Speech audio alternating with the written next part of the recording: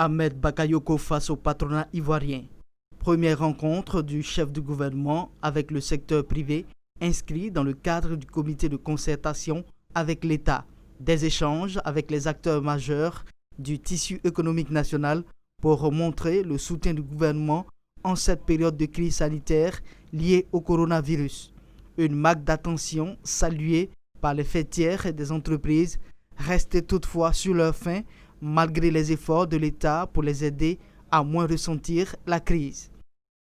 Au titre des mesures liées à la Covid-19,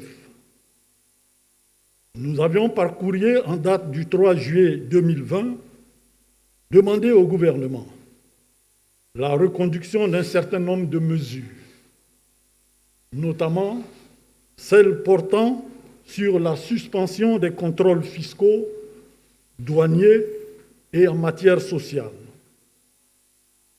Aujourd'hui, bien au contraire, ce dossier n'ayant pu être traité, nos entreprises, la quasi-totalité de nos entreprises, sont sous le coup d'avis de contrôles fiscaux, de contrôles sociaux de toute nature.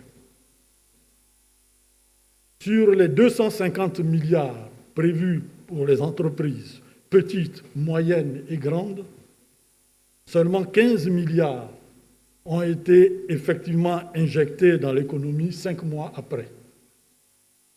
Tout ce contexte nous amène à réitérer les demandes que je viens de formuler. Nous voudrions porter à votre connaissance, Excellence Monsieur le Premier ministre, les propositions que nous souhaitons formuler pour permettre une meilleure adaptation de nos entreprises. Sur le fonds de soutien aux PME, le bilan de la première phase de fonctionnement du fonds de soutien Covid-19 laisse apparaître un faible taux de consommation comparé aux besoins exprimés par les entreprises. De l'analyse des conditions d'accès et du mode opératoire des fonds, il ressort des goulots d'étranglement. Pour ses premiers contacts avec le secteur privé, en tant que Premier ministre, Ahmed Bakayoko a tenu à rassurer les entreprises. L'État va continuer à demeurer à leur côté tout en respectant ses engagements. Le maître mot, c'est la confiance. Nous faire confiance, nous avons la même vision du développement économique de notre pays.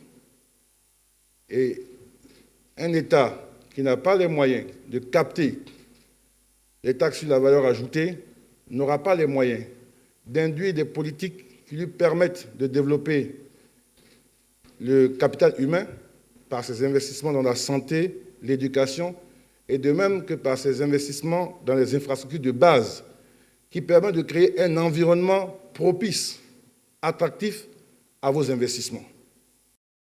Au sorti de la rencontre, les acteurs du secteur privé espèrent un meilleur accompagnement de l'État parce que la crise continue de sévir au sein des entreprises. C'est important pour nous de savoir que l'État a confiance en nous parce que nous voulons avoir confiance en l'État. Donc savoir que l'État aujourd'hui s'engage à continuer cette collaboration à la suite de tous les autres premiers ministres, pour nous c'est une aubaine, c'est une opportunité que nous voulons saisir. Avec la crise sanitaire, les entreprises ivoiriennes ont connu une baisse de régime dans leurs activités. Une situation à laquelle l'État a apporté une réponse estimée toutefois timide par les acteurs qui espèrent voir une accélération des efforts pour un rebond du secteur privé.